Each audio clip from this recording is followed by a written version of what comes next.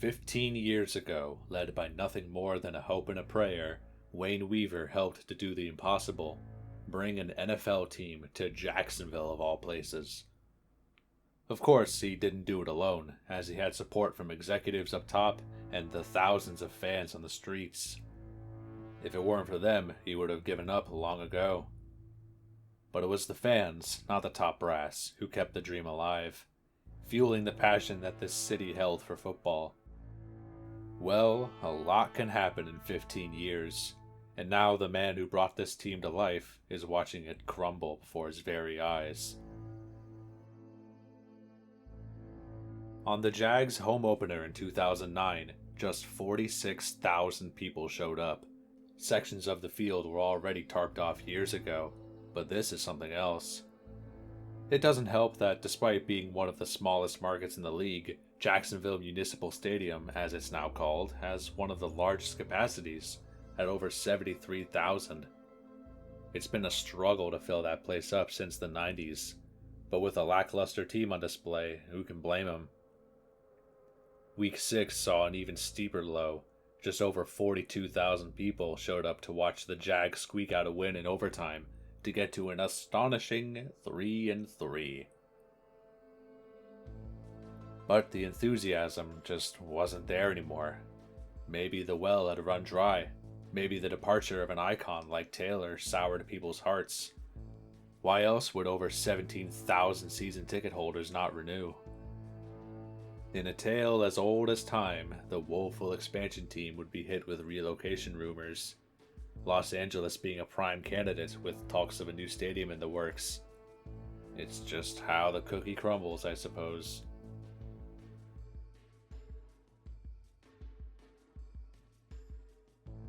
But now, here you are, Weaver. You're 75 now, far from the days of your prime, and your child is on life support. Games are being blacked out because too few people are showing up. Something has to be done. There, Week 15, primetime Thursday night against the Colts, the last home game of the season. If you don't sell this game out, it's hopeless. So he took to the ground himself, spending thousands on a public tailgate party and practically handing out tickets, drumming up as much interest as they could. With one last gasp of air, the Jacksonville faithful put together a sellout when they needed it most, proving that football in Duval wasn't quite dead yet. But of course, the fight was far from over, as Weaver would look to more grassroots efforts in 2010, rallying his Team Teal to drum up sales. But hold on, we're getting ahead of ourselves. What about the product on the field? Isn't that important too? What did those 63,000 people pile in to see on that night against the Colts? Well, a 93-yard kick return probably wasn't what they were wanting to see. Poor Jones Drew. He put it all out for this team, with him being all alone now with Taylor's departure. 110 yards tonight and just barely under 1,400 on the season. Good for number 3 on the leaderboard, but still almost 200 away from his mentor. He'd have 2 touchdowns today, as he did all he could to will his team to victory. They had the lead in the 4th, but, of course, the defense would be torched again, with a 65-yard run to give it up. That loss would all but end the season, as they would lose the next 2 to go from 7-5 and a hopeful wild card to missing the playoffs once again. Man, these guys just love their late season collapses. With nothing but the lease of the stadium keeping them safe from relocating, Weaver entered the new decade at least semi-confident that he could restore fans' motivation in this squad. The entire offseason was spent campaigning people to buy season tickets, securing a new sponsor for the field in Everbank, and proving that Jacksonville can be a sustainable market for football. The result? Well, a complete turnaround. A 36.5% increase with every game sold out and no blackouts. Well, look at that. It helped that the team on display was better too, as Garrard followed up a quietly good 09 season with a solid campaign in 2010. Mercedes Lewis would put up the best season of his career, hauling in 700 yards on the way to the Pro Bowl. And of course, Jones-Drew would continue to light it up, though he would come a bit shy of his mark in '09.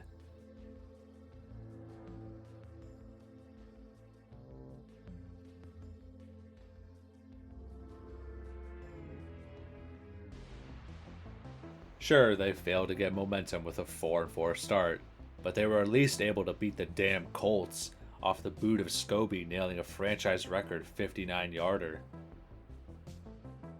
Maybe things would have been better if they didn't suck against the Titans again. Like, let's take this sequence. You're down by 20 with 7 minutes left, and you're running the ball over and over again? Just letting the clock tick away like that? 2 straight runs near the goal, and fans are openly booing because of course they are. Hello, Jack? Do you know how to manage a game clock? Look at this man! Look at how disappointed he is in you, Jack! Do something!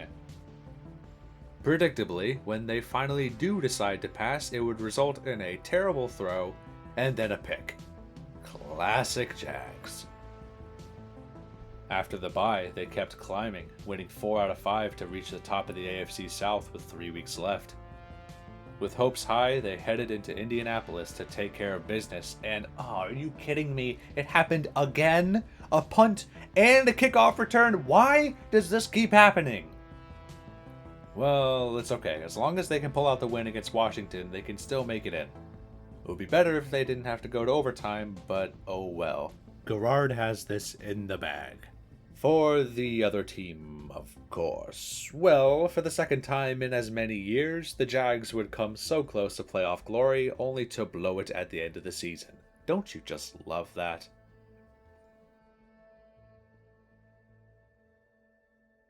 Well, fear not, citizens of Duval County.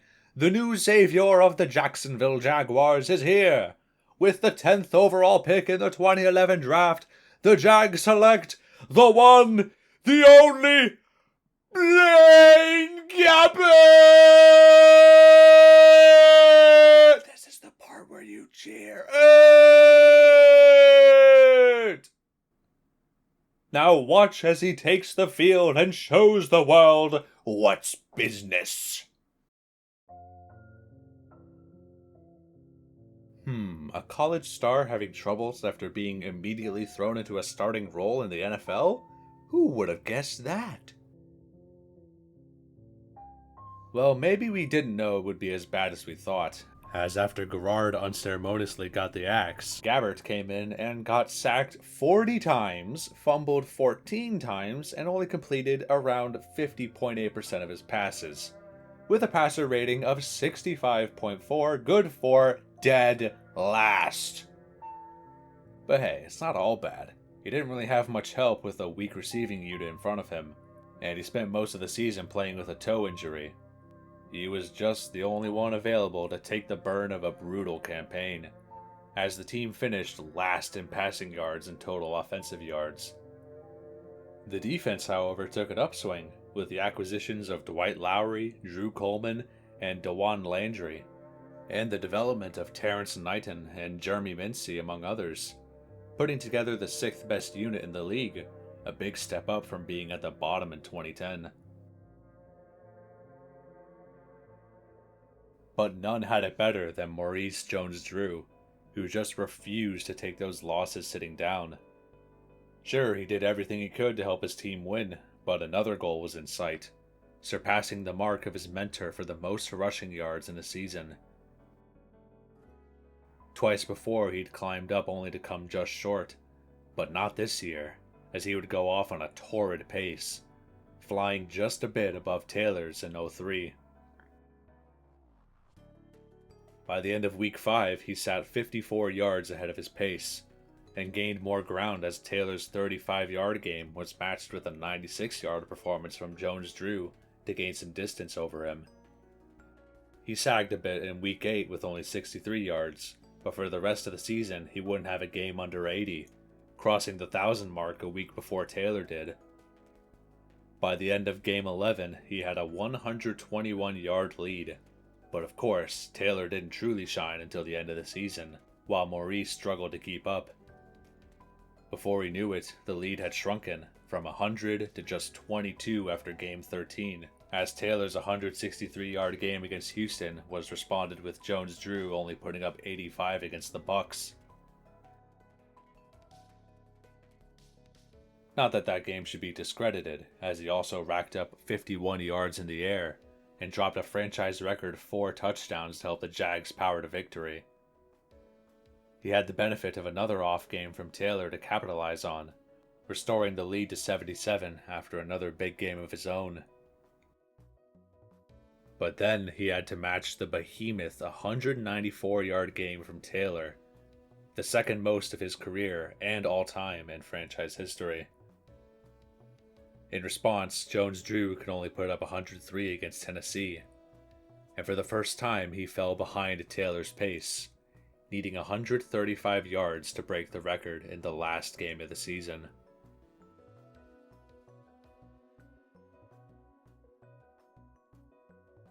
Right away, he got off the ground running, with 40 yards on the first drive, though it didn't end with a score. Tack on 8 more and he was inching closer. He'd push a little more with 44 in the second quarter, leaving him with 51 yards to go. But remembering the old words of his coach, Maurice would show him just how much he's grown.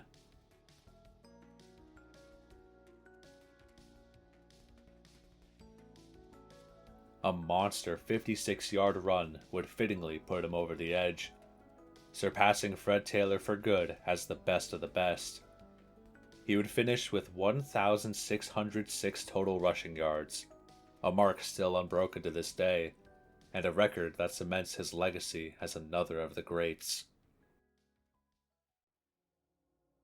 It would be pretty much all that Jags fans would have to hold on to, as everything else fell into waste. It stung all the more as their former coach in Coughlin would win another Super Bowl, while the people of Jacksonville were left to wallow in what could have been. After 9 years, Jack Del Rio would be fired midway through the season, going 68-71 in his tenure. Immediately following the announcement, Weaver came forward and revealed his time with the team was done, as he was selling to Illinois businessman Shahid Khan.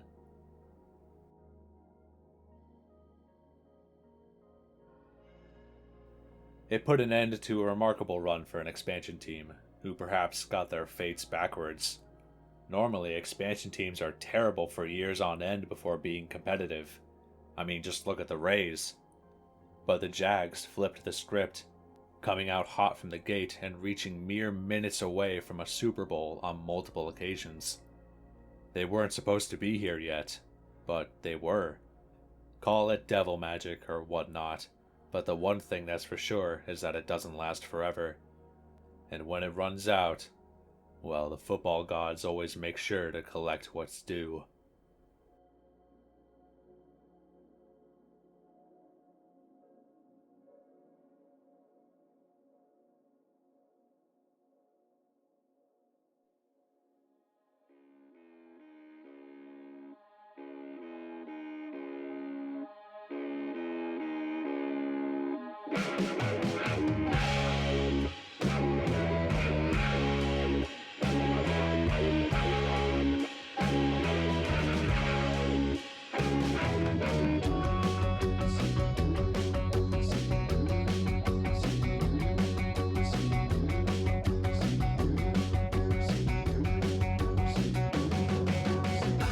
The 2012 Jaguars had hope for about 2 seconds, as they climbed up to a 9-0 lead against the Vikings, and Gabbert threw for a then career-high 260 yards before suffering death by field goals.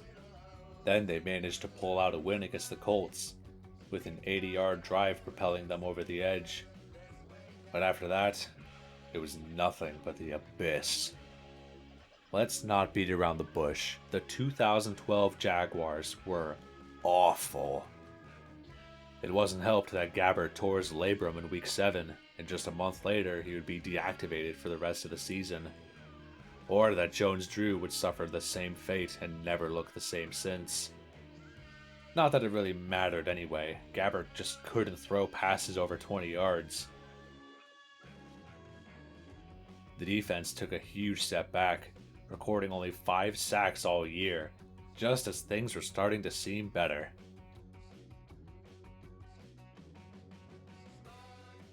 Maybe this could have been better if they didn't draft a damn punter in the 3rd round. Really? That's your priority? They couldn't even get the first overall pick, being beaten by the Chiefs. By the end of the year, both their manager and GM were gone. Maybe if they had a man like Tim Tebow, hometown legend with the Gators, things could have turned differently. They tried to trade for him before, but he just flat out said he did not want to come to Jacksonville. And that was that. The shit show came together to produce the worst season in franchise history, and the pain was only just beginning.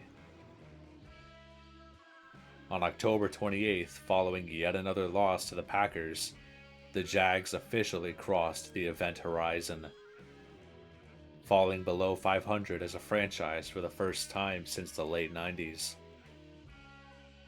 This was the breaking point, the real indicator that there was no turning back.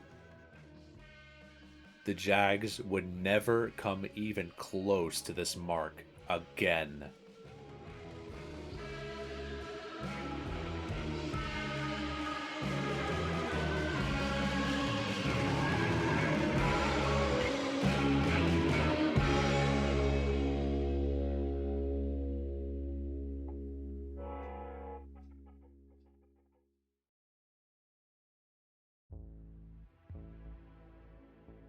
The 2013 Jaguars christened their new logo with 8 straight losses, following up last year with 13 in a row.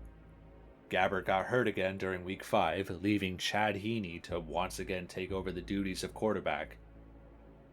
With him, the Jags landed at dead last in points scored. The on-field product was so bad that they were even shipped off to London, a deal that began in 2013 and saw them play a game there every year since. The first of these games saw them getting crushed by the 49ers in front of 83,000 people. Isn't that just great? But if you want a prime personification of this time in Jacksonville, look no further than Justin Blackmon, a first-round wide receiver that was selected to give Gabbert somebody to throw the damn ball to. Sure, he was electric in college, but also with the bottle, getting arrested for drunk driving one night, and then again a month after he was drafted, for registering over 3 times the legal limit. Sure, he would come in and play okay enough, taking some time to get used to NFL play. And then some more time. And then a lot more time, and now he's the least productive receiver in the entire league. Okay, any day now. But finally, against the Texans, he would break out, with 236 yards in one game, the second best effort in franchise history. Over the rest of the year, he would play better football, racking up 885 yards and leading rookies across the league. It seemed the Jags finally had a good receiver for the first time in, forever. And then he would get suspended again, this time for hitting up the weed. He would miss 4 games, a time that saw the Jags get shit on and pissed and crushed over and over and over again. Seriously, they scored 31 points and gave up 129. Good God. But in Week 5, he would return and make do with his talent, with 136 yards and a touchdown. Every time he was on the field, the team looked to have a spark for once. In the games he did play, the team averaged 265 passing yards per game, versus 198 when he didn't play. Yes, they were still losing, but he was putting up admirable numbers despite that. Maybe he can even blossom into the star player this team desperately needs. Oh, motherfucker. Yep, another violation for substance abuse. And he would be out for the rest of the season. He had a chance to come back in 2014, but he never did, and the team basically gave up on him. A month later, he was on the weed again, and then he would get another DUI in 2015 and plead guilty on it, and that was that. He was a man who had all the skills to be a great player, but he just couldn't get out of his own way. He could have been the next great star, but now it's just a matter of what if. One of the best that never was. Now, if that doesn't sum up the Jacksonville Jaguars, I don't know what does.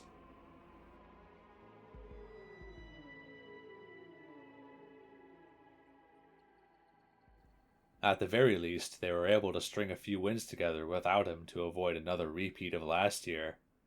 But going 4-12 isn't exactly something to be proud of. The new man at the helm was Gus Bradley, someone who only wished he was as competent as Coughlin, or even Del Rio. He came on the ship to try and rebuild the wreckage, resulting in a mass exodus to begin 2014, including letting go of Maurice Jones-Drew, perhaps the last good player they had left. Gabbert would be traded to the 49ers to make way for the new quarterback of the future, for real this time. Maybe he'll be better. It's Blake Bortles! Well, it didn't really change much, as once again the Jags were dead last in points scored, and nobody on this entire team could catch a goddamn football. My god, man, the damn Seminoles could beat these guys. Who is even on this team anymore? Allen Hurns? Cecil Shorts? Shorts is right, 48.2 catch percent? What the hell, man? Oh, but Mercedes Lewis is still here, I guess. Gus doesn't know how to call a fucking defense. There they are near the bottom again. Oh, but don't worry. They've got 2 giant scoreboards and a swimming pool, so you could sit and soak in the sun instead of watching terrible football. You know who's the most interesting person to see at a Jags game? Goddamn Jacksonville. The mascot who held up a terrible towel and proclaimed "Towels carry Ebola." This is the same mascot that got in trouble multiple times with the league, and with the former Colts president Bill Polian that resulted in him being caged for a game, got stuck bungee jumping down from the light fixture one time, brought a life-size doll of a Pittsburgh player and then stomped on it right in front of them, and then proceeded to wipe his ass with a Steelers rug he stole, went streaking in London, and, of course, got absolutely laid out by Chris Jericho that one time. And, well, we can't forget this moment.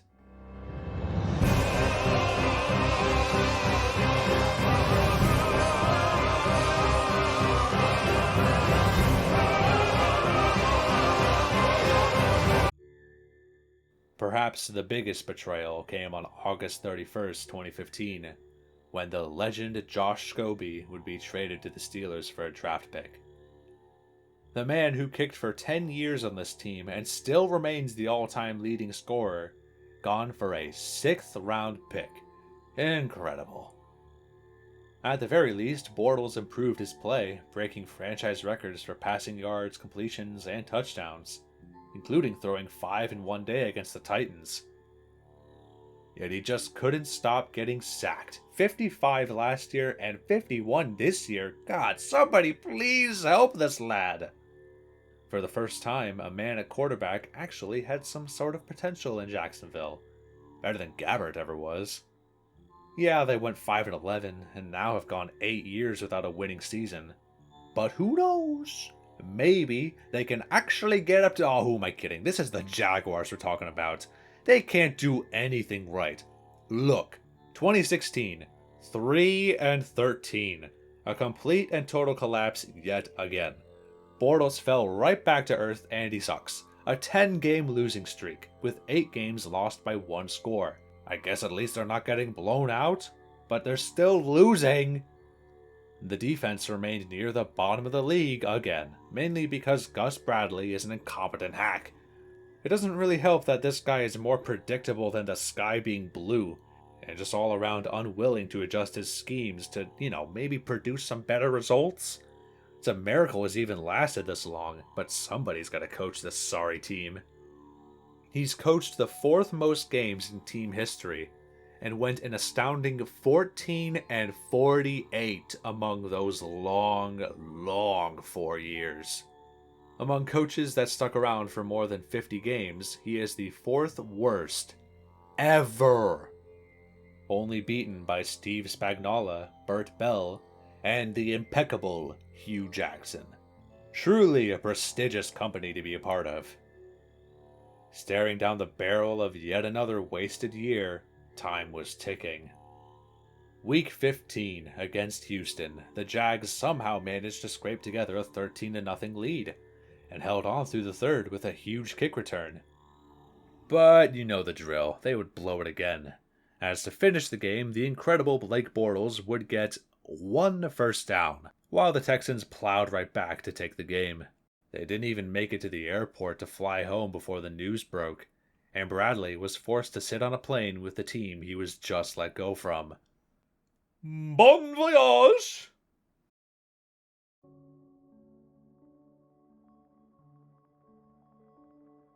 For like 10 years, they were pretty terrible, as you know.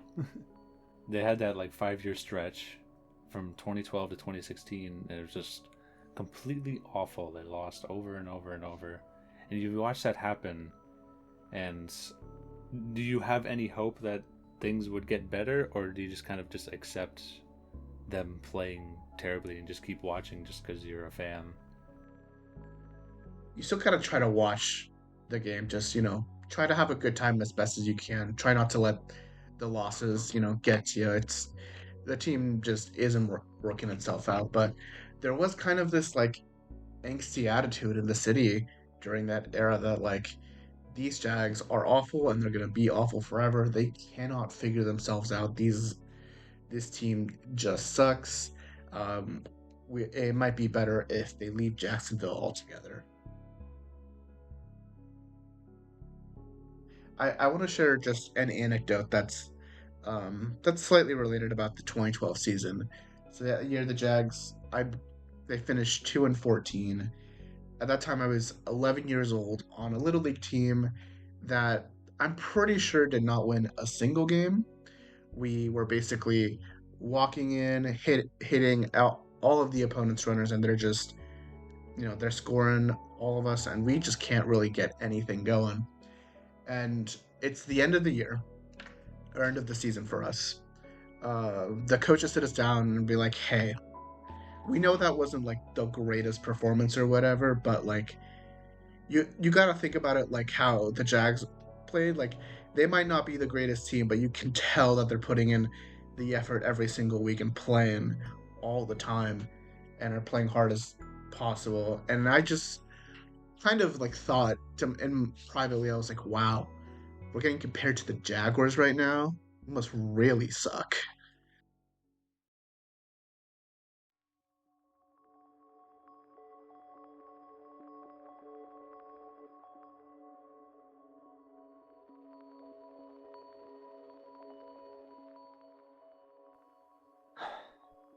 Remember 96? When the Jags took the league by storm and made everybody know the name of a scrappy little team from Duval County? This feels like an entirely different team now. I mean, they've fallen so far since that day, coming within mere minutes of a Super Bowl appearance. And now look where we are. Burnell, Smith, Taylor, Coughlin are all long gone, and things will never be the same. The Jags might as well be a comet, hurtling close and catching fire when the time is right, and fading away just as quickly, cast out into the far reaches of the solar system, shrouded in ice and darkness, just waiting for a chance to return again. The Jags had their moment in the sun, with 2 AFC Championship appearances and a dominant core that seemed poised for more, but it's been 18 years since that day, and all we've seen are just mere flickers. Over the last 5 years, it's been nothing but radio silence. 17 wins and 63 losses. One of the worst 5-year stretches of any team in NFL history. Only compared by the mid-80s Oilers and Bucks, the late 2000s Lions, the horrid St. Louis Rams, and the putrid late 2010s Browns. Just great.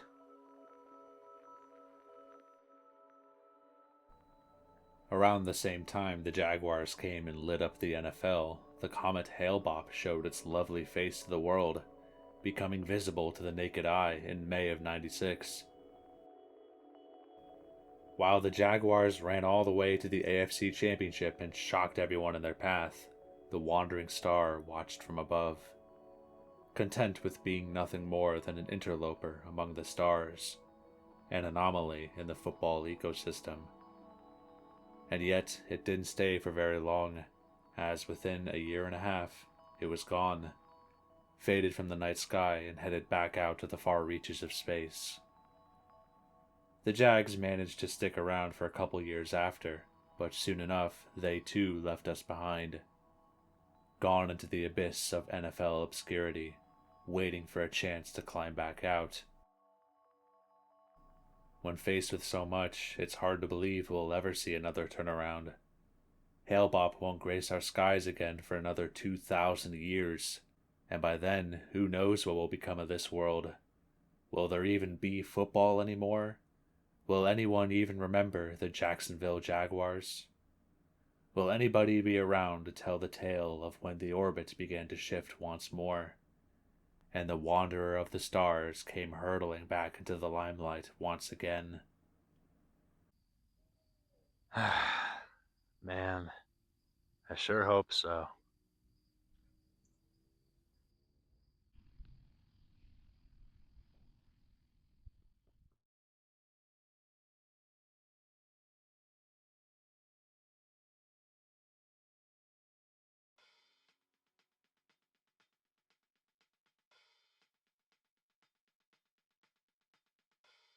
Well, when it worked before, why not now?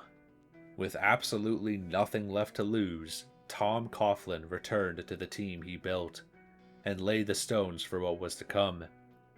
There was some reason to be optimistic. You got guys like Marquise Lee and Keelan Cole to receive from Bortles, who will surely bounce back from 2 terrible seasons, right? Well, it's not like we've got any expectations anyway.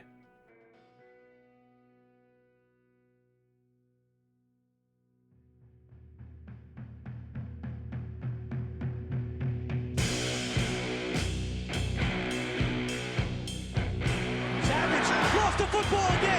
It's out. It's scooped up by Fowler. Fowler has blockers. Fowler at the 20. Fowler, touchdown, Jags. In the bucket. Tobin Smith, the linebacker, into the end zone. And now the football comes loose. They've got it. It's Calais Campbell, and he's into the end zone. 20 ends up in a collision and a fumble, and it's picked up by Yannick Ngakoue. Ngakoue down the sideline for the touchdown.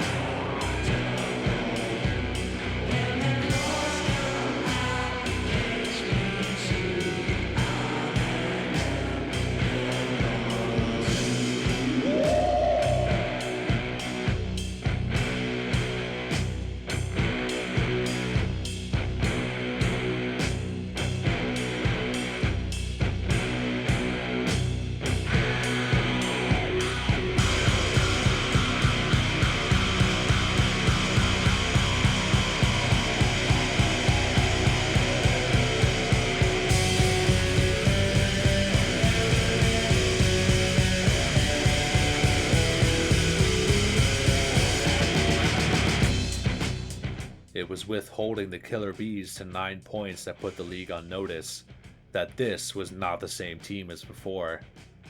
4 picks, with 2 of them being returned for 6. Only the 8th time they've lost by 21 points at home since 1970. And yet, the rest of the team wasn't helping when it mattered, especially against the Rams, with 17 points gained off special team botched plays. That left the Jags at 3-3. Not completely terrible, even though Bortles hasn't exactly been setting the world on fire. On the front end, he has help from new draft pick Leonard Fournette, who carries the ball with much the same vigor as the days of Taylor, putting up the team's first 1,000-yard rushing season since MJD. In terms of the rushing attack, the Jags are the best in the league, but they're still being mired by untimely plays. Yet it was the defense that carried the day, blossoming into perhaps one of the best units in team history. You had Jalen Ramsey on the left side, terrorizing the backfield play after play, and on the right you had offseason acquisition Calais Campbell, who gave quarterbacks across the league nightmares with his ways of effortlessly mowing through O-lines, recording 14.5 sacks, the second most in team history. Both these men would earn a spot in the first team All-Pro, with the latter coming just shy of winning Defensive Player of the Year. They'd be joined by 4 other men at the Pro Bowl, with 2 making the second team All-Pro: Telvin Smith, AJ Boye, Malik Jackson, and Yannick Ngakoue, who would put up 12 sacks of his own. Together, a new identity was born, a defense that sacked their opponents 55 times, led the league in defensive touchdowns and opposing passer rating, and second in points allowed per game. It's what helped propel the Jaguars to a 10-6 record, their first winning season in a decade, and their first division title since the last time that comet came rattling through. Sure, you can say the Jags got an easy schedule to benefit from, but then again, so did 99, and they came 1 game away from the Super Bowl. This team has what they don't, a great defense. And we've seen what it can do for a team. Just ask the Bucs and Ravens. Why not us? 20 years ago, the first playoff game in team history came against the Bills, and now here we are again.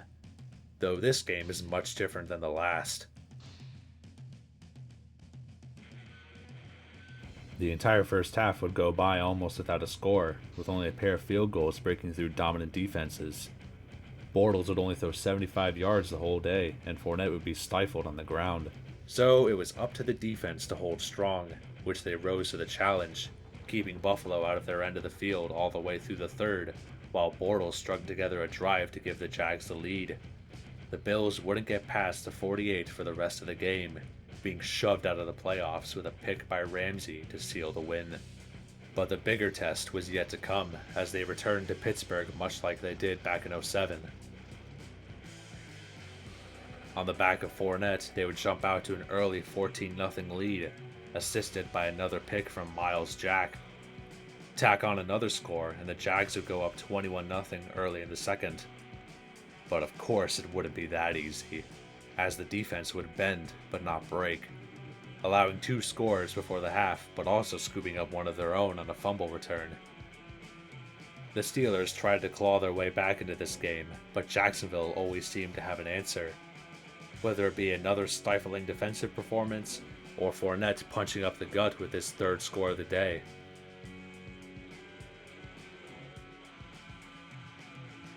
Every time Pittsburgh would get close, Bortles would respond with one of his own, keeping comfortable distance as time wound down.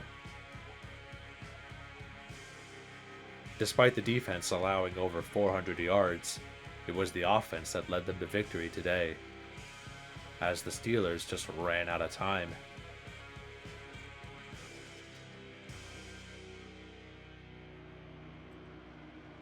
A big upset on the road against a Super Bowl contender? It's like we're back in '96 again.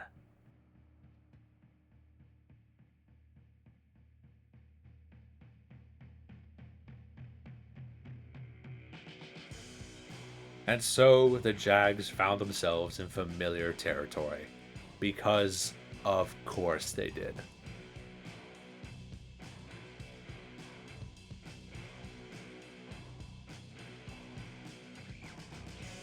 All roads lead to New England for a chance of revenge, for well-deserved retribution after so many struggles.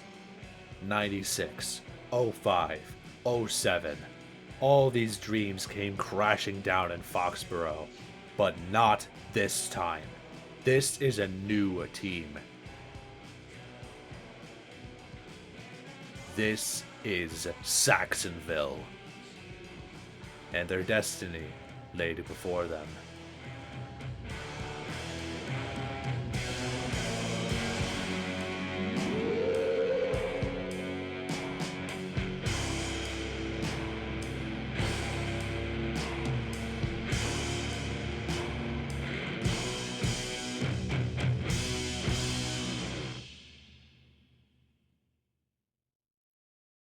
Now, how are you feeling going into the 2017 AFC Championship game? Were you nervous or were you like feeling confident? You had this in the bag? What do you think? There was one part of me that was just ecstatic and over the moon that the Jags were even in this position to at least make the Super Bowl. But I can't say that I was 100% confident. Yeah, I had a constant feeling of when's the shoe gonna drop? When will clock strike 12 on Cinderella? When what kind of bullshit Tom Brady will cast upon us and send us back to our mortal plane? There was a part of me that was genuinely terrified of what might have happened heading into that game. The last time these two teams faced off, a younger Tom Brady was on the cusp of a perfect season. 10 years later, and he's still here, with 4 rings to his name and chasing his 5th. Naturally, they came in as favorites, but that's fine. These Jags are used to being overlooked anyway. Brady would methodically move down the field and set up Gostkowski to open the scoring, and the Jags would be unable to respond. But the defense did their job, and on the next try, a pair of big passes to Corey Grant would set them up in good position, where Mercedes Lewis would haul it in for the score.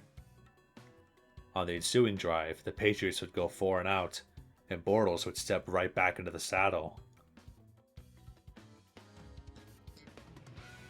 On the back of Alan Hearns, they ran to midfield, and from there it was who else? Leonard Fournette, who handled it himself for 4 runs. The final of which broke through the end zone to give Jacksonville a 14-3 lead.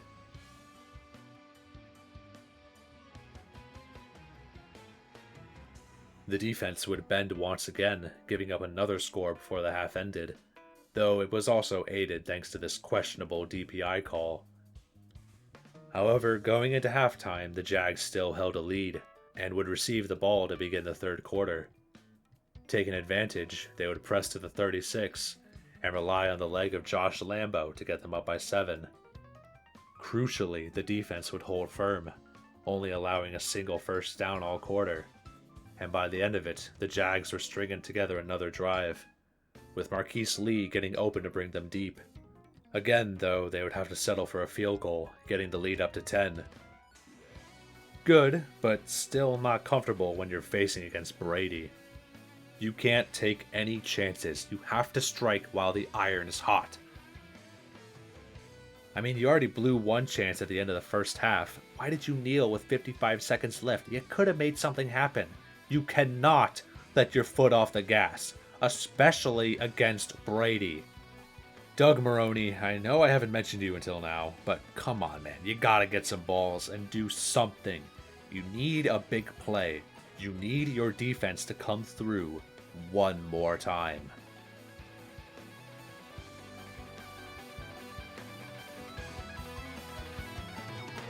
Yes! Yes! Yes! Oh my god, Miles Jack with a fumble recovery. He would run it back and give the Jags a 27-10 lead. Oh my god, the Jags are up by 17 with 13 minutes left. They're gonna hold on. They're going to the Super Bowl! Rolling on the field is that the runner fumbled. It was recovered by the defense. First down, Jacksonville. What? What?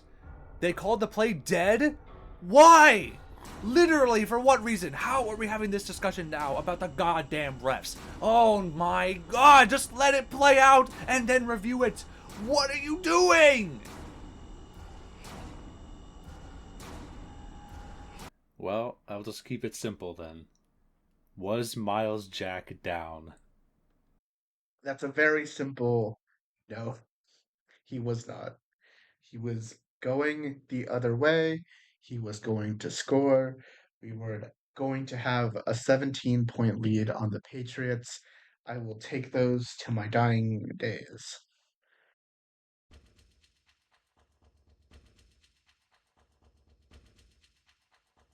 Well, you have the ball with 13 minutes left, up by 10, and you do absolutely nothing with it. Oh my god, it's happening again, isn't it?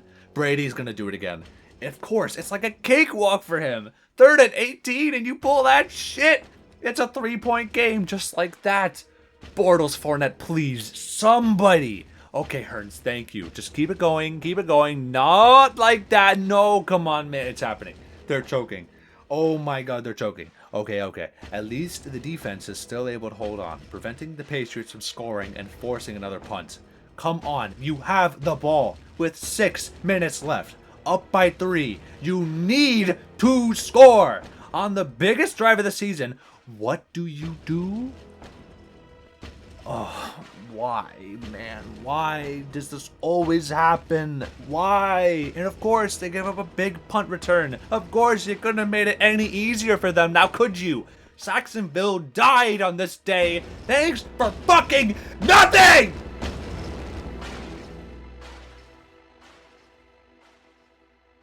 Well, last chance, I guess.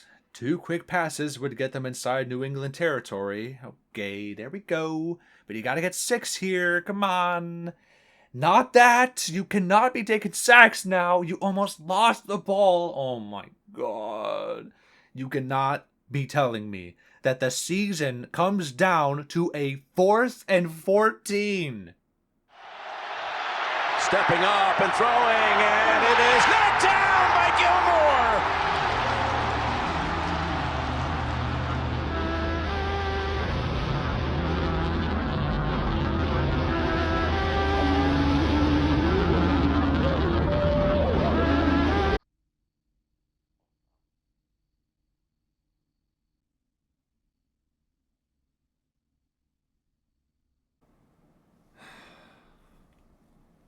Well, if they get a stop here, they can get the ball back. Let's just see what happens. 3 timeouts. Lewis, first action since All right. First down, loss of 3. It's Lewis. Able to get back what he lost and another yard. So Gain of 2. 3rd down. 2 timeouts gone. Come on. 3rd and 9. Just one more stop. it's Lewis. Lewis running free. Dion Lewis found a tiny little opening and used that burst of speed, and Belichick knows he's got it now. They did it.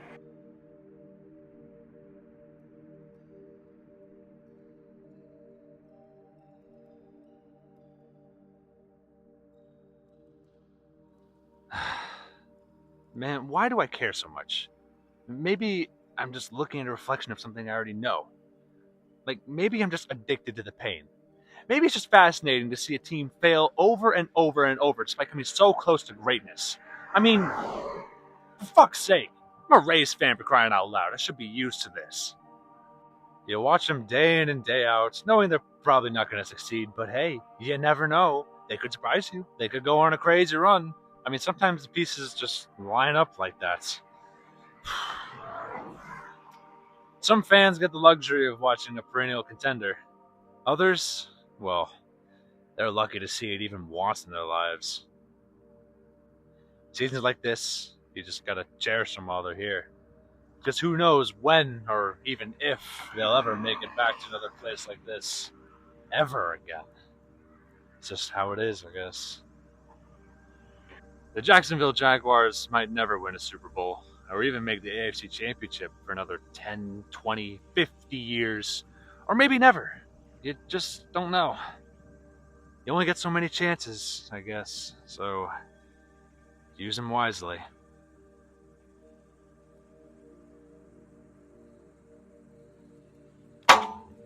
Fuck!